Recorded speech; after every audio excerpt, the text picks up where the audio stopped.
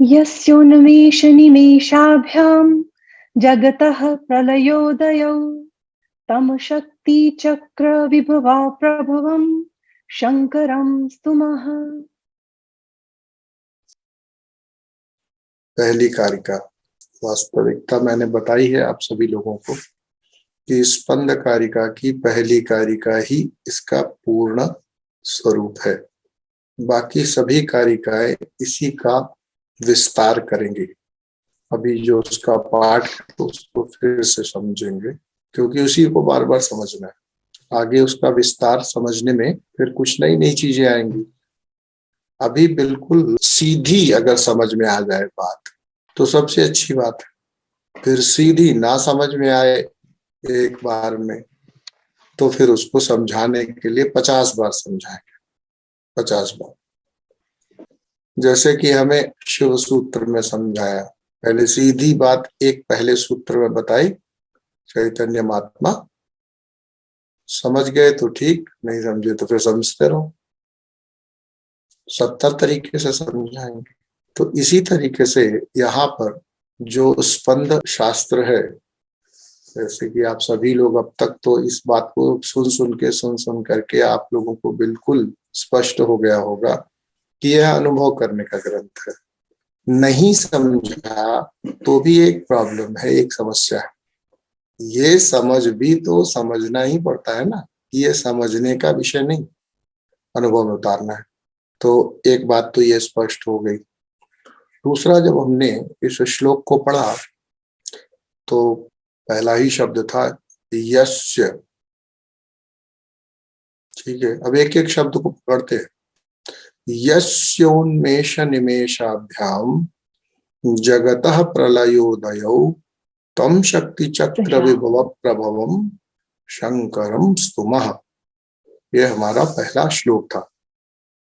ठीक है, इस कारिका का पहला शब्द पकड़ते हैं। पहला शब्द कहता है यस्य। यस्य माने जिसका। तो आपका सवाल पहले ही आना चाहिए था, जिसका माने किसका, आना नहीं चाहिए था। यस्योन्मेष निमेषाभ्याम, जिसके उन्मेष और निमेष से जगत का प्रलय और उदय होता है। ठीक है, तो यस्य शब्द का अर्थ क्या? जब हम यस्य कहते हैं तो अर्थ निकलता है कुछ हमसे अलग, कुछ हमसे इतर। तो ग्रंथकार ने ऐसा क्यों बोला यस्योन्मेष निमेषाभ्याम? कहना चाहिए था जब कि मेरे उन्मेष निमेष से। तो देखो फिर समझो, हमारी दृष्टि कहाँ से बनी? हमने प्रमाताओं की चर्चा की थी कि 7 प्रकार के प्रमाता है, और इस प्रमाताओं में हमारी दृष्टि सकल प्रमाता की है। ठीक है, सकल प्रमाता की है, प्रलयाकल प्रमाता की है, विज्ञानाकल प्रमाता की है, मंत्र प्रमाता की है, मंत्रेश्वर प्रमाता है, मंत्र महेश्वर प्रमाता है और शिव प्रमाता है। ऐसे 7 प्रमाता है। तो जिससे यह ग्रंथ कहा जा रहा है उसकी दृष्टि के अनुसार ही भाषा का प्रयोग किया जा सकता है। जिससे बात कही जा रही है, जिससे भी हमारी बात कही जा रही है, जिसको भी ज्ञान दिया जा रहा है, उसकी भाषा में बात करने पर संवाद हो पाता है। जैसे हम बच्चों को पहले बहुत स्पष्ट बोलना नहीं सिखाते, उनसे तोतली भाषा में बात करते हैं। उनको हम उसके जो हमारे शब्द हैं उनके पर्याय दे देते हैं। पानी नहीं बेटा, जब नहीं बोल सकता पानी, आपको मालूम, तो बोले मम। लो भाई, मम। अब मम माने पानी। ठीक, बोल करके वस्तु को इंगित किया जाता है जब हमारी दृष्टि ऐसी हो। शब्द को बदल दिया, इंगित कुछ किया, उसकी तरफ बताने का जो है, जो टीचर है, जो शिक्षक है, जो आपका माता पिता गुरु है, वह इसको जानता है कि वो यस्य क्यों कह रहा है। तुम्हारी दृष्टि के कारण कह रहा है यस्य। तुम्हारी दृष्टि अपने अलावा सब देखती है, अपने अलावा सब देखती है।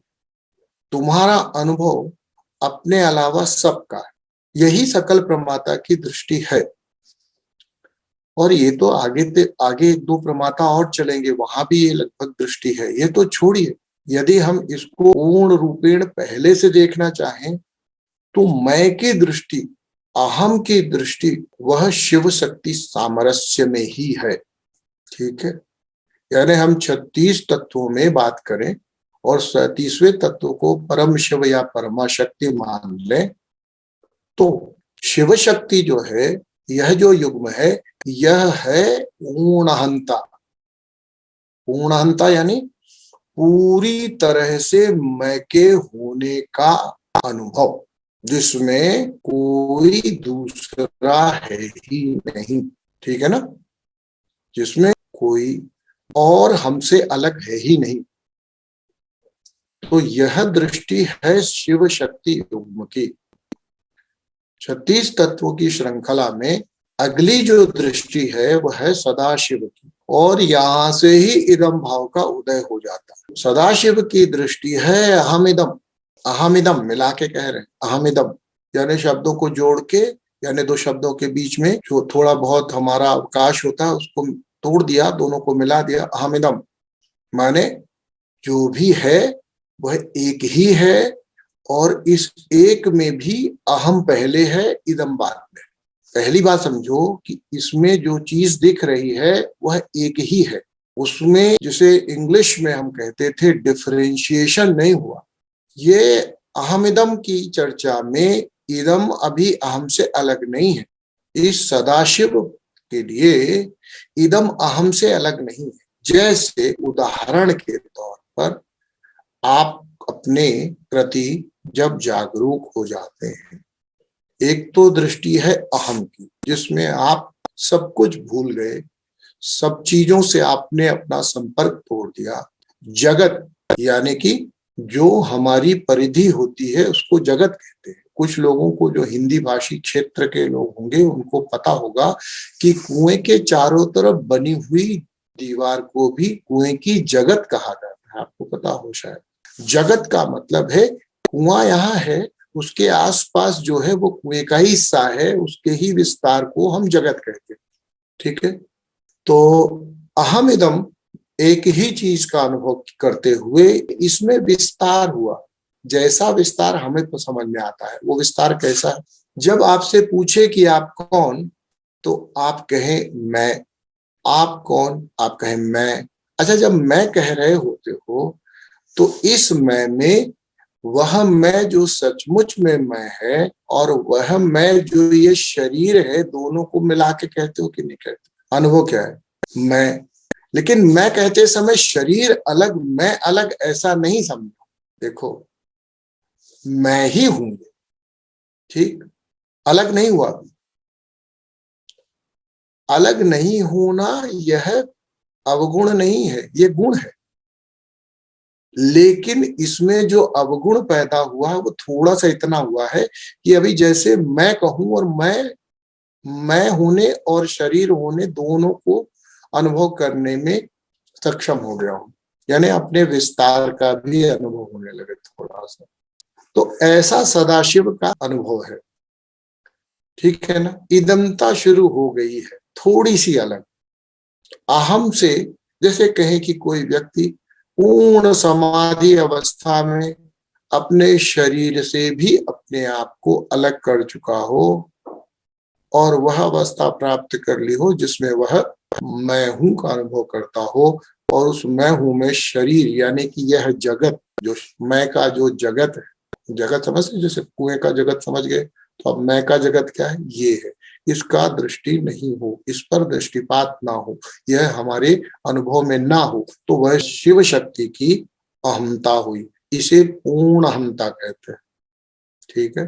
अब उसके अगली जो सदाशिव की दृष्टि है, उसमें मैं और शरीर ये दोनों प्रकट हैं, विस्तार हुआ है। क्योंकि विस्तार कैसे हुआ, आप कहोगे क्यों किया विस्तार?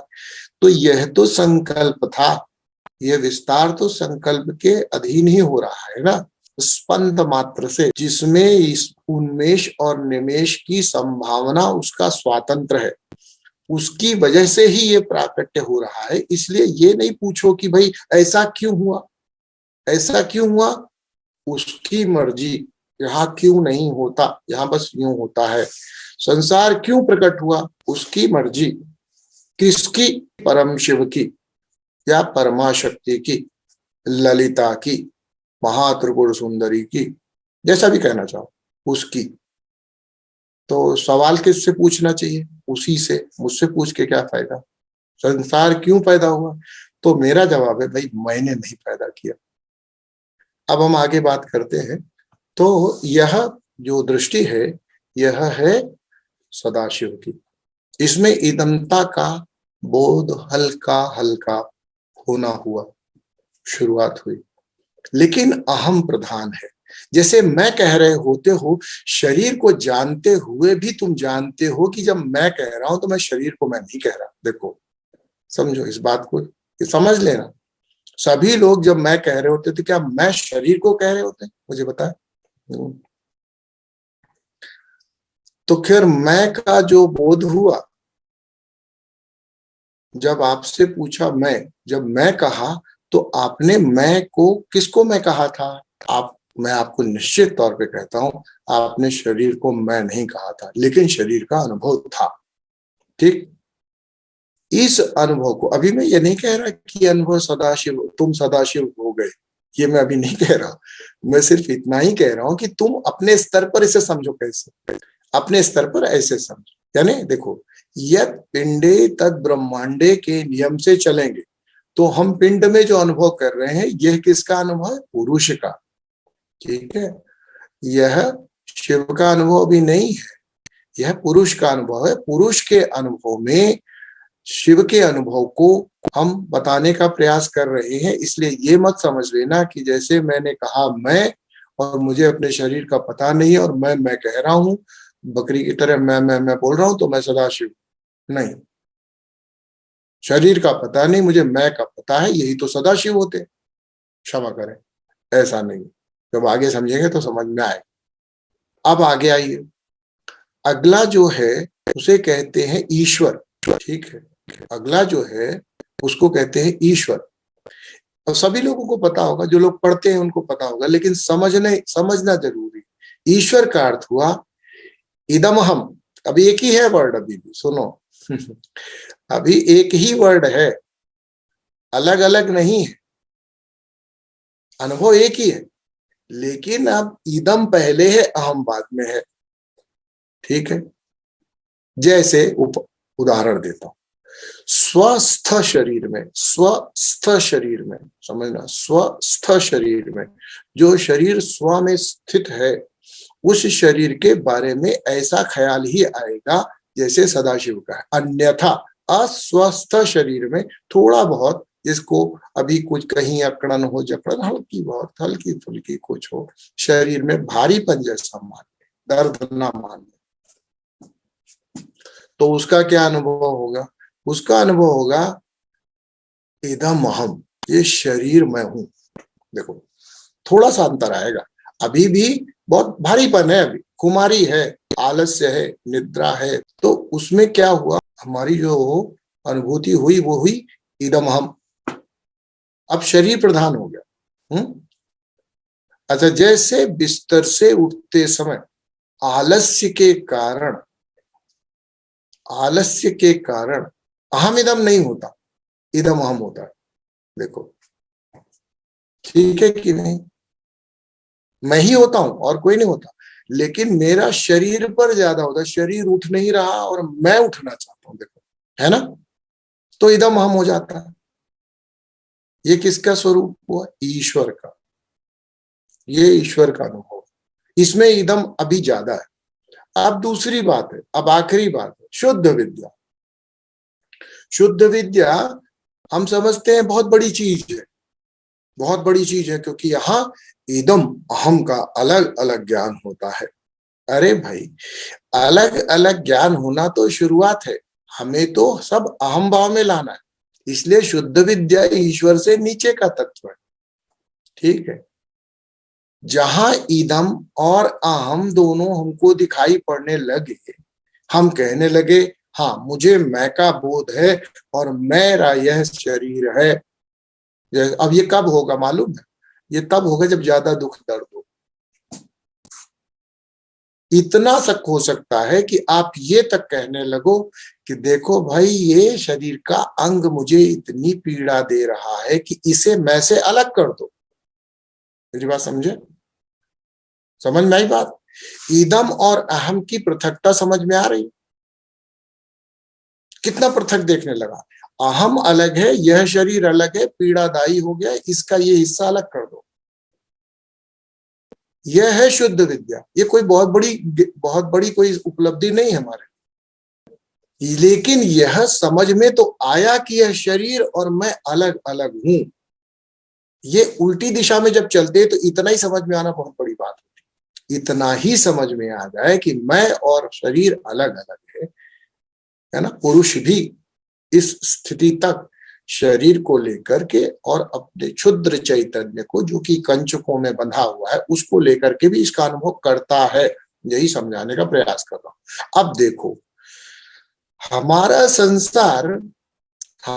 संसार क्या बड़ा प्रसन्नता से, सुख से, आनंद से और किसी भी प्रकार की असुविधाओं से दूर है, या हमारा संसार लगातार हमारे लिए एक बहुत बड़ी समस्या। जैसे कि हमारे सामने एक बहुत बड़ी प्रतियोगिता लगती गई, ऐसा संसार हमारे सामने खड़ा है, ठीक है। इस संसार में जब यह व्यक्ति अपने आप को देखेगा, तो ये तो छोड़ दो कि इदम हम शरीर के साथ बात कर रहे, तो उसके लिए तो शरीर और मैं तक तो बात जाती ही नहीं है, उसके लिए संसार ही सत्य हो जाता है। देखो, अहम पे से खत्म, अहम का कोई सवाल ही नहीं उठता। अहम को भूल गए, अहम जैसा कुछ बचा ही नहीं। क्या बचा? संसार बचा, और इसमें मैं नामक एक छोटी सी चिड़िया या छोटा सा अणु या छोटा सा कीटाणु या छोटा सा खटमल पूरी जगत की चारपाई में टहल रहा। चारपाई बड़ी है, खटमल छोटा है। ये हमारी स्थिति। जगत रूपी चारपाई का चक्कर लगाना चाहता है ये खटमल, बिना यह जाने कि यह चारपाई भी मैं ही हूं। लेकिन ये बताना तो पड़ेगा। तो ये है हमारी दृष्टि। शुद्ध विद्या की दृष्टि जब हमने देखी, तो अब क्या हुआ? अहम और इदम अलग अलग हुआ। ये मैंने अपने शरीर से समझाया, लेकिन अब तो अभी हमारी समस्या तो शरीर से तो थी ही नहीं। इतना तो हम अब बात कर पाते हैं जब आप लोगों ने 5-5, 6-6, 7-7, 8-8, 9-9 साल घोंट घोंट करके कहीं शिवसूत्र पिया है, तो कहीं स्पंद कारिका पी है ना, तो कोई और घुट्टी पी रहे हो, तो कहीं कबीर को पी के छोड़ दिया है, कभी तरह तरह की घुट्टियां पीने के बाद अब शरीर में थोड़ी जान आई है। क्यों? मुगली घुट्टी पी पी के अब शरीर तक पहुंचे हैं। नहीं तो अभी तक क्या था? संसार और मैं, और उसमें मैं का नाम नहीं, संसार ही संसार। ठीक, अब तो दृष्टि आई है कि मैं का मतलब मैं और मेरा शरीर दो। अभी तो दृष्टि ही नहीं थी, है ना। केवल रोग आदि की दृष्टि में पता चलता था कि मैं मेरा शरीर अलग अलग। अदरवाइज कहाँ, कौन किसको भान होता है कि मैं और मेरा शरीर, या किसी अक्षमता की वजह से समझ में आता हो किसी को, है ना। किसी शारीरिक अक्षमता की वजह से भी ऐसा समझ में आ सकता है कि मैं और मेरा शरीर अलग अलग। खुश नसीब है वो लोग कि उनको पता तो चलता है कि मैं और मेरा शरीर अलग है। तो ये तो उनको बहुत जल्द अनुभव हो सकता है। मैं आपको सच बोलता हूं, आप समझ लीजिए, इस बात को विस्तार से समझ लीजिए। जिसने भी शरीर में कोई ऐसी अपूरणीय क्षति जिसे भी शरीर में हो गई हो, उसे पूरा भान होता है कि मैं शरीर नहीं, मैं और शरीर अलग है। उसको लगातार ये भान रहता है। उसके लिए यात्रा बहुत सुगम। संसार की बात तो बाद में, पहले मैं और मेरे शरीर के बीच ही बात हो जाए और ये स्पष्ट हो जाता है कि मैं शरीर नहीं। अब यहाँ पर संभावनाएं अपार है हमारे लिए। संपूर्ण स्वस्थ व्यक्तियों के लिए, संपूर्ण सौष्ठवशाली व्यक्तियों के लिए, बिना किसी, जिसे इंग्लिश में कहते हैं लकूना के, अगर आपको शरीर मिल गया हो तो फिर कौन शरीर और कौन मैं? शरीर और मैं एक, और ये रही दुनिया मेरे खेलने के लिए, भूल जाते। तो ये विस्मृति हमारी थी, इससे हम यहाँ तक पहुंचे। अब बताइए, जब ईश्वर तत्व ही दुनिया में, सदाशिव तत्व से ही इदम भाव शुरू हो गया, फिर उसके बाद ईश्वर तत्व में भी इदम भाव बढ़ गया, पहले इदम अहम हो गया, हालांकि एक ही वस्तु थी जैसे मैंने आपको बताया। फिर हम आए शुद्ध विद्या पर, और शुद्ध विद्या में इदम अहम बराबर अलग अलग दिखाई पड़ता है। अब देखो, ये भाव आप कहेंगे ये भाव तो बड़ा अच्छा भाव है, लेकिन यही भाव सबसे बड़ी समस्या है। क्यों है? क्योंकि यहीं से तो द्वैत शुरू हुआ। आप समझ रहे? यह द्वैत हमारे अंदर शुरुआत कहां से हुई? ये बीज पृथक कहां से हुई? जैसे तुमको बताता हूं, अब समझना इसको। इसको मैं एक दूसरे उदाहरण से देता हूं, आपको समझ में आएगा कि ये मैं क्या कह रहा हूं। देखो, आप लोगों ने कभी बचपन में खेल खेले हो तो कभी अंकुरण को देखा हो, अंकुरण को कभी देखा हो, कभी चने की दाल या कोई बीज या अरहर का बीज या मूंग की दाल इत्यादि कभी बोने की कोशिश की हो, तो ज्यादातर जो बीज होते हैं द्विदलीय होते, दो दल होते उसमें। तो क्या होता है, पहले पहले वो दल बीज एक ही होता है, फिर उसको पुष्ट किया जाता है, पानी, नमी, हवा इत्यादि, सही सही तापमान इत्यादि दो, तो फिर उसका खोल फटता है धीरे से, थोड़ा सा ढीला हो जाए। फिर उसके बाद अब उसी एक बीज में जो संपूर्ण रूप से दिखाई पड़ता था, अब उसमें एक की जगह दो दल दिखाई पड़ते हैं, अब स्पष्ट दिखाई पड़ने शुरू होते हैं। ठीक है, यह अवस्था है वह जहां पर हमारी अभी द्वैत पृथकता नहीं हुई, लेकिन द्वैत प्रकट हुआ है। अगर बीज को परम शिव मान लिया जाए तो इस अवस्था को शिव शक्ति माना जा सकता है। उदाहरण दे रहा हूं, ये मतलब नहीं है मेरा, ठीक है। अब इसके आगे क्या होता है, फिर इसमें पुष्टि होती है, और इस पुष्टि के बाद अब इसमें एक अंकुर जैसा कहीं से एक थोड़ा सा कहीं नुकीला भाग बने। ठीक है, अब उस नुकीले भाग में और इस बीज के रंग में कोई अंतर नहीं होगा। अगर यह श्वेत है तो वो भी श्वेत ही होता है। आप देख लीजिए, चाहे तो अंकुरित करा के देख लीजिए। और इस अवस्था को आप क्या कह सकते हैं? यह अवस्था सदाशिव की है। अब अंकुर बढ़ा, अब ये जब अंकुर बढ़ता है, जो ये निकलना शुरू होता है, ये साथ ही साथ है अभी बीज, अभी दोनों बीज के फलक अलग नहीं हुए। जैसे अब आप इसको देखेंगे, जैसे ही ये फलक अलग होता है, वैसे ही एक तो जड़ बनती है और एक जो है ऊपर पत्ता निकलता है। ये स्थिति है माया। आप इसको देख लीजिए, इसकी सीरीज को देख लीजिए, तो आपको समझ में आएगा कि ये ऐसी स्थिति से पूरा छोटा सा बीज भी ऐसे ही चलता है। जड़ तो जुड़ जाती है जो अदृश्य रहती है, और संसार प्रकट हो जाता है माया, और उसमें इतना वैभिन्न है, इतनी स्वतंत्रता है कि पूछो मत। पेड़ अपने आप को कभी जड़ नहीं मान सकता, पेड़ हमेशा अपने आप को तना, पत्ती, फूल, फली मानता है। और वो जड़ निकलती ही तब है जब ये द्वैत अलग हो जाते, ये दोनों फलक अलग हो जाएंगे। जब ये अलग हो जाएंगे तो उसी समय जड़ निकलना शुरू होती है। और ये अंकुर ऊपर तो पहले ही बढ़ रहा था, अब ये जड़ निकलनी जरूरी है। क्यों? क्योंकि यह जड़ अगर अपने स्रोत से नहीं जुड़ी रहेगी तो ये अंकुर बढ़ ही नहीं सकता। अर्थ क्या निकला? यह स्रोत से जुड़ने का जो नाम है, यह अंकुरण का एक अनिवार्य अंग है। आप सभी जड़ से जुड़े ही हुए हैं। अंकुर भले ही कितने बड़े बड़े हो गए, कितनी शाखाएं प्रशाखाएं बना डाली हो आपने, कितने भी बड़े वट वृक्ष बन गए हो, आपकी जड़ तो नैसर्गिक रूप से अपने स्रोत से जुड़ी रहती है। हमें क्या करना होता है? हमें अपने जड़ों का ध्यान करना होता है। ठीक, हम जड़ों का ध्यान करें, हम प्रकट कहाँ से हुए, ये द्वैत कहाँ से प्रकट हुआ, ये मैं कौन है, ये मैं तो नहीं है। सही तो बात यही है। हम इस अवस्था में जब द्वैत होता है तो पेड़ अपने जड़ को मान के द्वैत नहीं देखता कि जड़ और मैं द्वैत है। वह देखता है कि मैं तो पेड़ हूं गुलाब का, या मैं तो पेड़ हूं अनार का, ये फूल है, ये फूल है गुलाब का। तो इस तरह से द्वैत को देखता है। वैभिन्न इस प्रकार से आपके जीवन में उतर आता है। अब हमारी समस्या है कि हम जानना चाह रहे हैं इस सृष्टि के खेल को।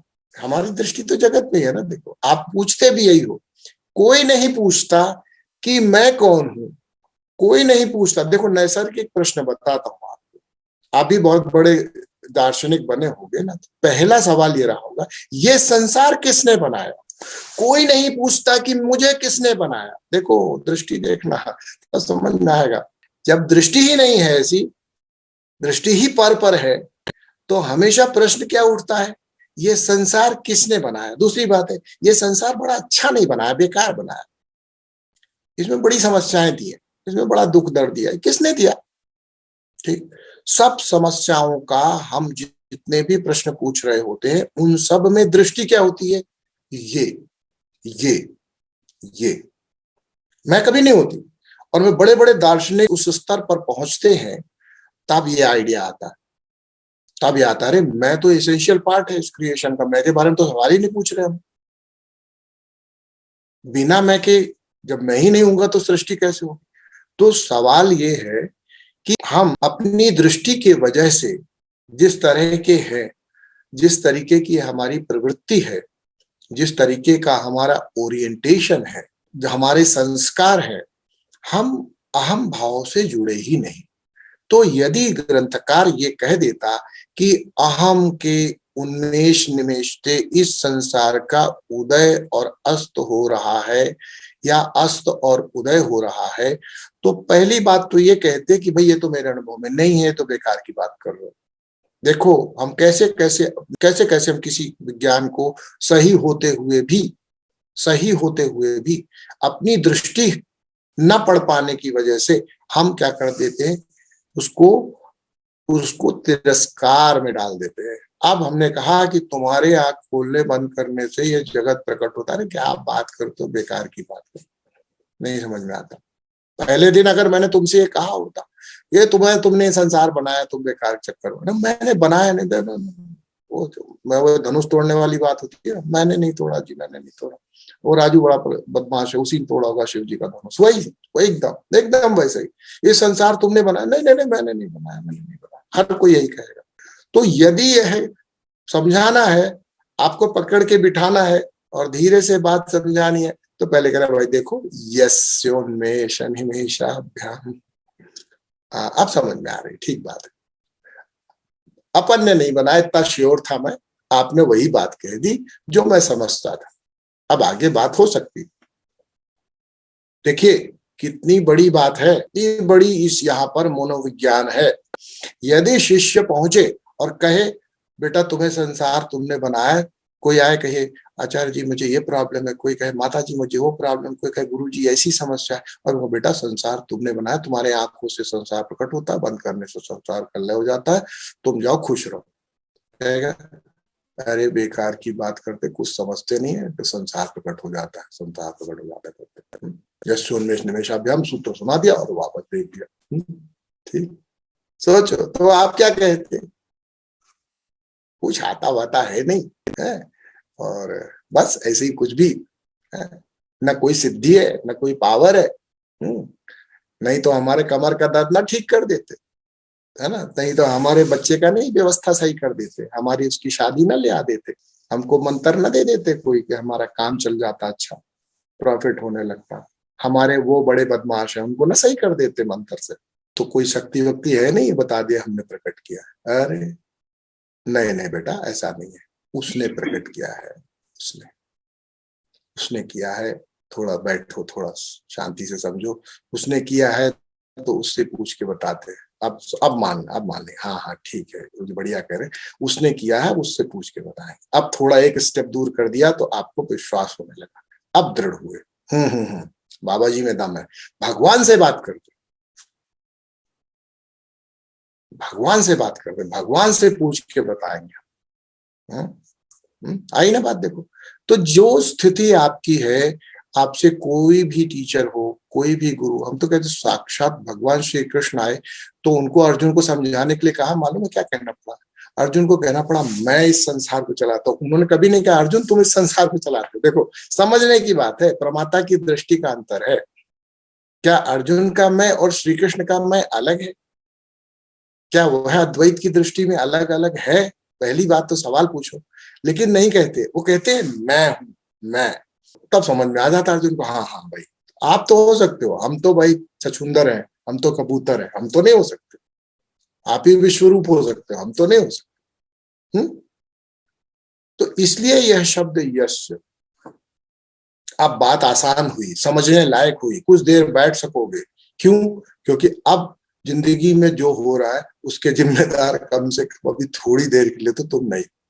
ठीक है, जब तक समझ में ना आ जाए, जब तक उस सेम पेज पे आना जाओ, जब तक आपकी दृष्टि और गुरु की दृष्टि, आपकी दृष्टि और ग्रंथ की दृष्टि एक ना हो जाए, तब तक, जब तक आपकी दृष्टि से काम चला लेंगे, ग्रंथ का प्रारंभ कर रहे हैं, पहले ही दिन बच्चे की जान लेंगे क्या?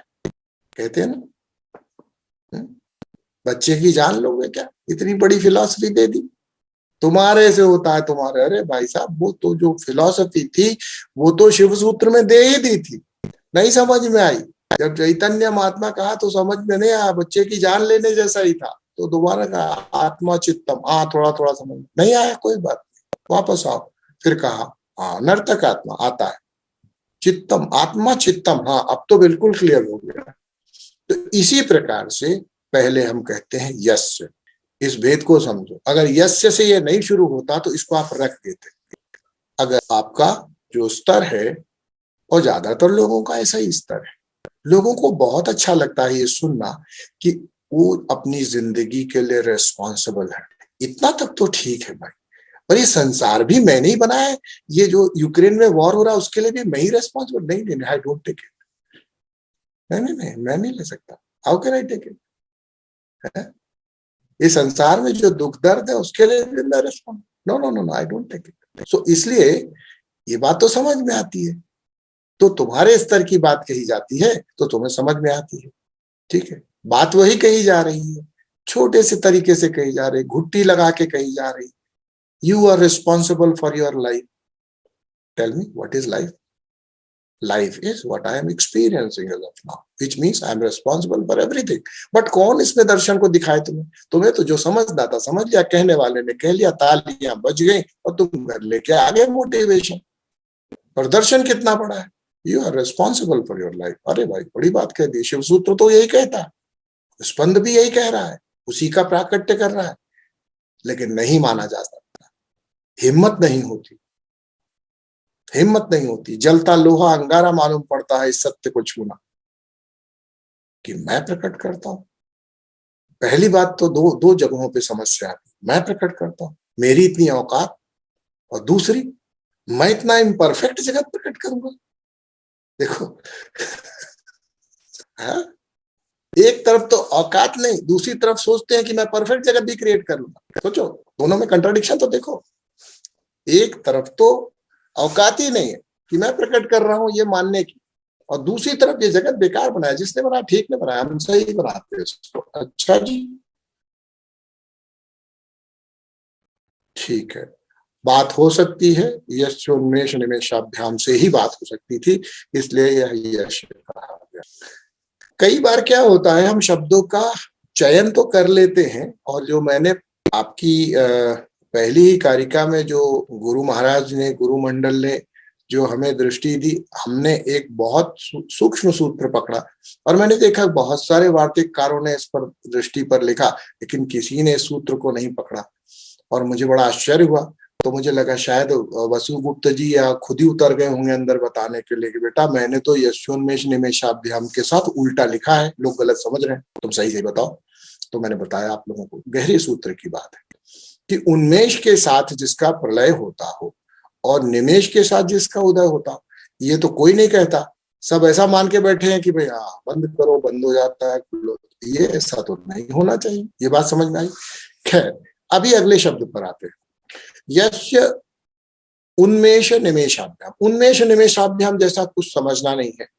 देखो, ये हमारा जीवन का अनुभव ही है और हम ये जानते हैं कि भाई कोई भी चीज होती है तो वो प्रकट हो सकती है और उसका अंत हो सकता है। पर समस्या यहाँ पर इस शास्त्र को पढ़ने में ये है, यहाँ अंत होता ही नहीं। ये आपको समझना पड़ेगा। प्रलय शब्द का अर्थ आप लोग जिस दिन समझ लेंगे उस दिन आपको समझ में आएगा कि अंत नहीं हुआ। ये वास्तविकता अंत की है नहीं। उदय शब्द कहा, आविर्भाव नहीं कहा, ठीक है। प्रलय शब्द कहा, नष्ट नहीं कहा। क्यों कहा?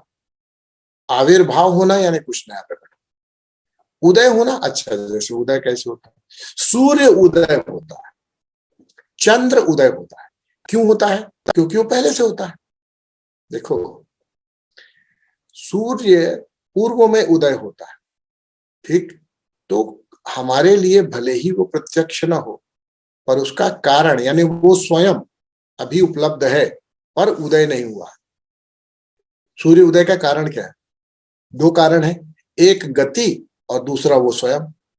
गति कारण नहीं मानी जा सकती सूर्योदय का, क्योंकि जहां पर गति ना भी हो वहां सूर्य प्रकट ही होगा।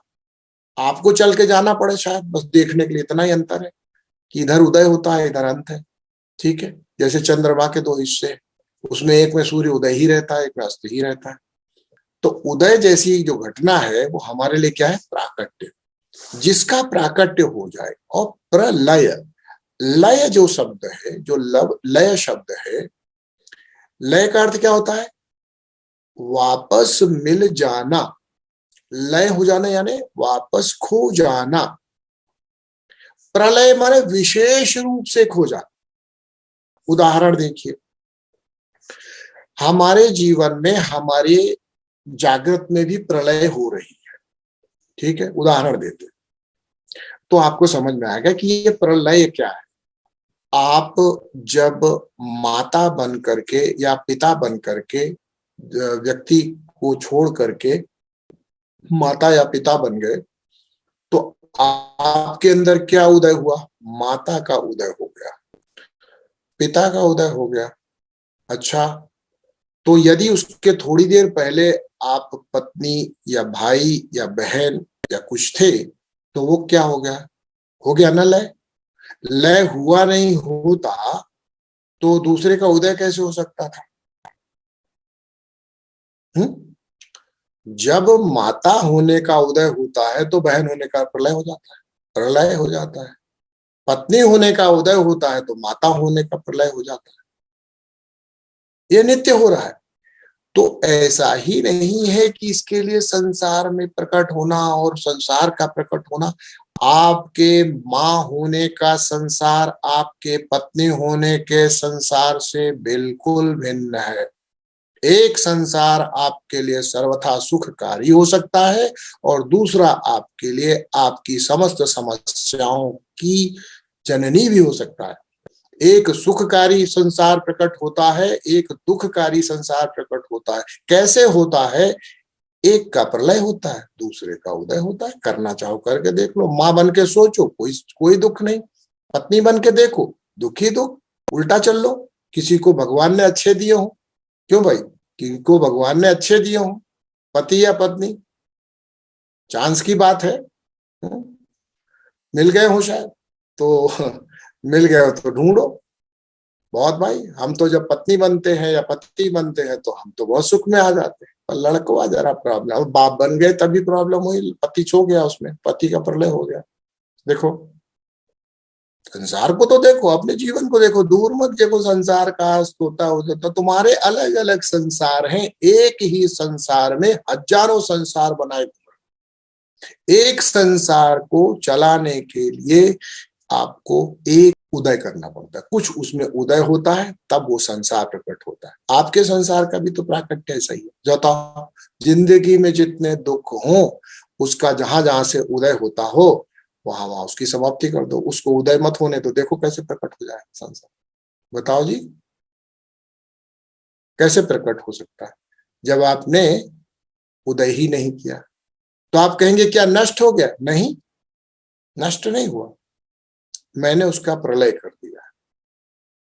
नष्ट तो होता नहीं कुछ, क्योंकि जो बीज रूप में विद्यमान है वो फिर प्रकट हो जाएगा। उसमें क्या, मान लो तुमने प्रलय कर लिया और तुम्हारा संसार सुखी हो गया। संसार सुखी होते हुए परिस्थितियां बदली, परिस्थितियां बदलते ही वो व्यक्ति जो आपकी समस्याओं का सारा पूरा बीज था वो मान लो बदल गया। नागफन्नी से जो है वो रोज हो गया, रोज रोज का फ्लावर बन गया। तो क्या हो गया, आप तुरंत ही तो बदल जाओगे ना, तुरंत ही उदय कर लोगे अपने अंदर। अगर वह नष्ट हो गया होता तो दोबारा वह नहीं प्रकट हो सकता था, है ना। अर्थ क्या निकला, प्रलय होता है, नष्ट नहीं होता, कुछ भी नष्ट नहीं होता। इसलिए इस संसार में जीते जी इस संसार के समस्त अनुभवों को लेते हुए भी उन्मेष और निमेष को समझ सकते हो, इसमें कौन सी बात होगी। शिव प्रमाता तक जाने की जरूरत नहीं है, सकल प्रमाता रहते भी समझ सकते, सकल प्रमाता रहते तो ज्यादा समझ सकते। क्यों, अपने पास बहुत सारे रोल है, हमारे बहुत सारे उदय होते हैं, हम गरीब नहीं है। हम गरीब नहीं है, हमारे पास अनगिनत तरीके हैं उदय होने के। हम उदयानंद हैं, जहां चाहते हैं वहां उदय हो जाते हैं, जिस तरह से चाहते हैं उस तरह से उदय जाता है। हमारा नाम ही है उदय भास्कर, ठीक है, हमारी चमक ही उदय होने में। कर सकते हैं, अनुभव करना चाहो कर लो। अपने व्यक्ति से जो कि क्या है जड़, उसमें उदय के क्या क्या भाव होते हैं, उन भावों का उदय होता है। उन भावों के उदय होने से तुरंत एक संसार का निर्माण होता है या नहीं होता? मुझे सिर्फ इतनी सी बात बताओ, इतनी सीधी सीधी बात बताओ, क्योंकि यहाँ शिव सूत्र समझने में हम लोगों ने बहुत टाइम लगाया था और यहाँ भी अब इसको भी समझेंगे बहुत टाइम लगाएंगे। आपको पता ही है कि हमारा तो जवाब ही नहीं जी। आप पता है आपको कौन सा स्पंद का कौन सा ये प्रवचन नंबर है, कौन बताएगा भाई? मेरा ख्याल है 11वां प्रवचन हो रहा है। हाँ, 11th है, गुड। 11वां प्रवचन हो रहा है और अभी स्पंद कारिका का आधा स्थान नहीं हुआ, पहली कारिका भी नहीं हुई, 11 तो निकल गए। तो साढ़ा जवाब नहीं जी है। खैर, तो अर्थ क्या निकलता है, हमें एक एक शब्द पर अपनी बातों को पहले समझ ले। हम शिव प्रमाता तो नहीं बन सकते, ना बने भाई अभी, मान लो थोड़ी देर के लिए, तो क्या हम सकल प्रमाता रहते कुछ इसको अपने जीवन में कुछ इसका कुछ अनुभव कर सकते हैं? हाँ, कर सकते हैं। उन्मेष और निमेष होता ही रहता है और प्रलय और उदय होता ही रहता है। हमारे जितने भी रोल हैं वो हमारे उदय और अस्त होने पर, उदय और प्रलय होने पर ही निर्भर करते हैं। और उसके बाद एक सम्यक उदय प्रलय की भी बात होती है। जब सुषुप्ति का उदय होता है तो जागृत और स्वप्न दोनों का प्रलय हो जाता है। होता है कि नहीं होता? इसी तरह से जब स्वप्न का उदय होता है तो सुषुप्ति और जागृत का प्रलय हो चुका होता है। अब समस्या सिर्फ जागृति के साथ है। जागृति तो हमारी किसी जागृति से कोई समस्या नहीं है, हमारी जागृति ही समस्या है। मैं बात बताता हूँ क्या समस्या है। जागृति ऐसी स्थिति है जिसमें हमें लगता है कि हमको हर चीज का पता है, समस्या भी है और ये समस्या से निकलने का द्वार भी है। देखो एक चीज समझो, जब तक पूरी समस्या नहीं पता हो तब तक उससे निकलने की व्यवस्था नहीं हो सकती है क्या बताओ? है जैसे हमारे डॉक्टर नितिन है ना, किसी ने कहा हमारे जो है पैर में बहुत दर्द हो रहा है, इन्होंने कहा चलो पैर काट देते हैं, तो ये समस्या का निदान तो नहीं हुआ। बाद में पता चला था कि भाई डिस्क L3 L4 के बीच कंप्रेशन था, उसको सही करो तो ठीक हो जाता, पैर ही काट दोगे ऐसे तो नहीं चलेगा। तो समस्या पूरी जान करके ही उससे बाहर निकलने का उपाय हो सकता है। तो है तो समस्या जागृति बहुत बड़ी। समस्या क्या है, इसमें सब तरह की समस्या है। इसमें नींद नहीं अच्छी आई तो उसका भी पता चलता। अच्छा, नींद आ जाए तो जागृति कैसी थी नहीं पता चलता। स्वप्न आ जाए तो सुषुप्ति कैसी थी, जागृति कैसी थी नहीं पता चलता। लेकिन जागृति में हमें नींद का भी पता चलता है, खराब सपनों का भी पता चलता है। और जागृति तो खराब ही है भगवान की दया से। ठीक है तो ठीक है, तो जब सब कुछ खराब का पता इधर ही चलता है तो पूरी समस्या कहाँ पता होती है? देखो यही सफरिंग भी सबसे ज्यादा है, लेकिन हर समस्या का पता भी तो इधर ही है। इसलिए हमें स्वप्न में नहीं जागृत होना, स्वप्न में हमें आत्मज्ञान नहीं करना है, तो उसी अवस्था से ही किया जा सकता है जहां पर पूरी पूरी चीजों की अनुभूति होती हो। सुषुप्ति को भी हम यहाँ जानते हैं, स्वप्न को भी हम जानते हैं, और जागृति को तो जानते ही। ठीक, इन तीनों अवस्थाओं का ज्ञान कहाँ होता है? जागृति में होता है। इसलिए यहाँ सफरिंग बहुत है, एंजॉयमेंट भी बहुत है, यहाँ द्वैत बहुत है। हाँ, बहुत स्पष्ट द्वैत है, द्वंद है, बहुत बड़ा द्वंद है। क्यों? अच्छे और बुरे, खराब और बुरे, खराब और है ना, सुख दुख आदि आदि, बहुत बड़ा द्वंद है। इस द्वंद का सर्वोत्तम ज्ञान हमें कब कहाँ उपलब्ध है? हमें उपलब्ध है जागृति में। जागृति का उदय होता है तो हमें स्मृति रूप में सुषुप्ति का और स्वप्न दोनों का भी अनुभव रहता है थोड़ा थोड़ा। हम ये नहीं कह सकते कि स्वप्न का बिल्कुल ज्ञान नहीं, हम ये भी नहीं कह सकते कि सुषुप्ति का भी बिल्कुल ज्ञान नहीं, जबकि उन दोनों जगहों पर हम ज्ञान इन दोनों का भूल सकते हैं। ठीक है ना, बात अच्छी। तो जागृति में अगर हमें ज्ञान हो जाए और कोई विशेष इसके अलावा होता हो, वहां संभावना क्या है? देखो, हमको जागृति में दो अवस्थाओं का ज्ञान पता है कि हमें सुषुप्ति भी है और हमें स्वप्न भी है। अच्छा, हम केवल स्वप्न में जी रहे होते मान लो, तो हमें पता चलता कि सुषुप्ति भी है और जागृति भी है? नहीं पता चलता, संभावना ही नहीं थी। लेकिन यहाँ पर जागृति में पहुंचते ही हमको सबका ज्ञान हो जाता है। ठीक है, तो हमारी जो स्थिति है वह जागृति से ही संबद्ध होनी चाहिए, सोने से नहीं होनी चाहिए। तो अगर इस श्लोक में यश्योन्मेष निमेषाभ्याम कहा गया है, तो दो अवस्थाएं तो आंख मूंद के ही आती हैं। देखो देखो, दो अवस्थाएं आंख मूंद के ही आती हैं। आंख मूंदो तो सपने दिखते हैं, आंख मूंद करके सो सकते हो। देखो, ये तो उन्मेष नहीं होने की आवश्यकता पड़ती, उन्मेष जागृति में आती है। अब उन्मेष का उदय होते ही, उन्मेष का उदय होते ही संसार प्रकट हो जाता है। और निमेष जब अर्ध निमेष अवस्था होती है उसी को स्वप्न कहते हैं, पूर्ण निमेष को सुषुप्ति कहते हैं। समझना इस बात को, अर्ध निमेषित अवस्था स्वप्न कहा जाता है। कहते नहीं, इसकी आंखें हैं कैसी, जैसे सपनों, जो सपना देखता हो ऐसा व्यक्ति, ऐसी आंखें हैं इसकी, कैसी आधी बंद टाइप की, ऐसे देखते हैं ना लोग, कहते हैं ना इसकी आंखें हैं जैसे स्वप्न सुंदरी हो ये स्वयं ना, हल्की आंखें मुंदी हुई है, ऐसे लोगों की आंखें होती हैं, है ना। मैं बना के दिखाऊं क्या? कोई जरूरत नहीं है, आप लोग आसपास देख लेना, मिल जाएगी। ठीक है, तो हाँ, तो थोड़ी सी सोई सी, अध खुली सी आंखें, अध सोई सी आंखें, आधी आधी बंद आंखें, आधी बंद आंखें स्वप्न है, पूरी बंद आंखें क्या है? सुषुप्ति है। सुषुप्ति मतलब प्रलय, खुल गई मतलब उदय। अब देखो, बीच में कुछ भी हो जाए, इधर का भी है उधर का भी है, सब है, मिक्स वेजिटेबल है, कुछ भी बन सकता है। पूरी खुली नहीं है तो कुछ भी हो सकता है। जैसे आधा ज्ञान होने पर कुछ भी हो सकता है, पैर के दर्द की वजह से पैर कट भी सकता है। तो इसी तरह से सपना है, आधा ज्ञान है, अभी पूरा भी नहीं हुआ और पूरे सोए भी नहीं है, तो कुछ भी बन सकता है, कुछ भी बन सकता है। कुछ सही सही नहीं बना तो क्या बात है? मान लो बनना है, ह्यूमन बीइंग चाह रहे थे भैंसा बन के घूम रहे हैं, तो बनो, कोई प्रॉब्लम नहीं है। तितली बन गए, कुछ भी बन गए। जाना चाह रहे थे ऑफिस, पता चला हम तो शेर की मांद में घुस गए, तो नहीं अभी कोई प्रॉब्लम नहीं, अभी आधी जगह इसलिए ऐसा हो रहा है, पूरे जग जाओ, ऑफिस भी क्रिएट हो जाए, चले भी जाओगे। तो ये व्यवस्थाएं कहाँ पर है? जागृति में ही उपलब्ध है। और जागृति ही उन्मेष है।